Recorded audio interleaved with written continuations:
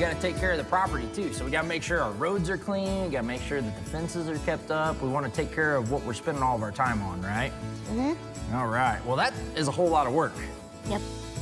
So I grew up the grandson of a livestock and row crop farmer. You know, one of the things that I remember the most about the family farm is that Grandpa and Great-Grandpa always did such a great job of maintaining their property. And they do that out of necessity.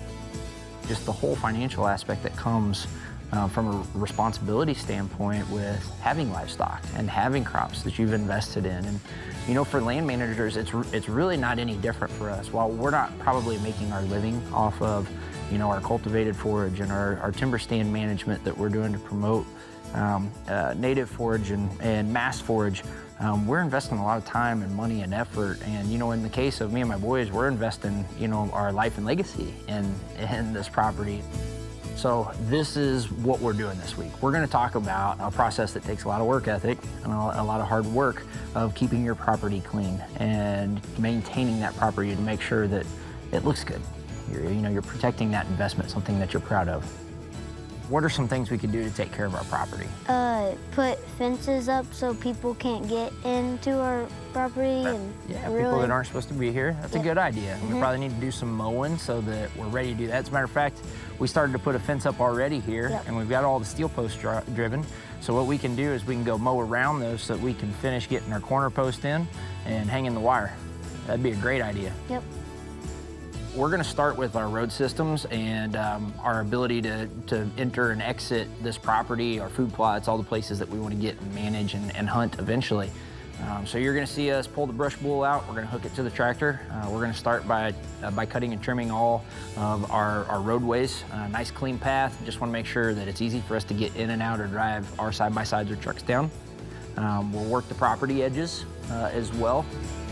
You know, fence is an investment just like anything else. You want to keep it for as long as possible. So we'll get as close as we can there. You know, we're going to be using, in most cases, that Magnum gator line. I know we're going to encounter some bigger plants and bigger vegetation. So those right angled corners and the polymer core that supports that string are really going to help us fight that bigger vegetation as we roll through it. When we're trying to clean our fences out, that place where we're building the new fence, we'll be able to get right up in on those posts and have a nice clean surface there as we're trying to build the rest of that fence out and run wire. We're gonna do the same thing along the property edges where we've got some other areas that we like to access. Here comes the VersaCut system and the SpeedCut Nano system, depending on what our needs are at that point in time. We know that both are going to do such a good job, and these cutting platforms will give us a lot of control and flexibility so we can use our chainsaws safely. And we will use whatever is needed at that point in time, depending on the situation. Spraying, it's another good way to maintain and keep any type of invasive species like Russian olives. You know, any type of plants that you don't want there, you can use a little bit of a chemical process or herbicide application. You're gonna see us pick up a blind. Mother Nature came through and blew over a blind and platform that we had. Probably means we're gonna have a lot of scrap, unfortunately, in this situation, but it's good for the boys to see that you can't just leave something like that lay. We're also gonna get to use the Oregon 3000 series 30-ton log splitter.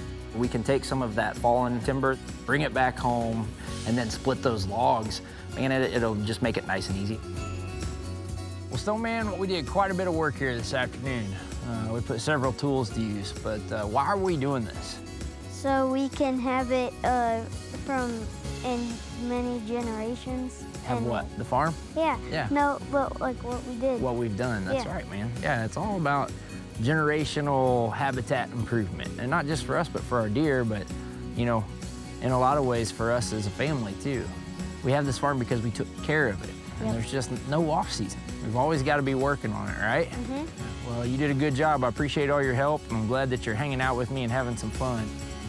So with property maintenance, when it comes to what I hope for the boys to take away from this project, you know, I really think it's going to be an aspect of responsibility and dedication to what you have, what's been provided to you. You know, in this case, this specific property, it was a property of my father-in-law's before he passed away, and this is something that he hoped for those boys to have.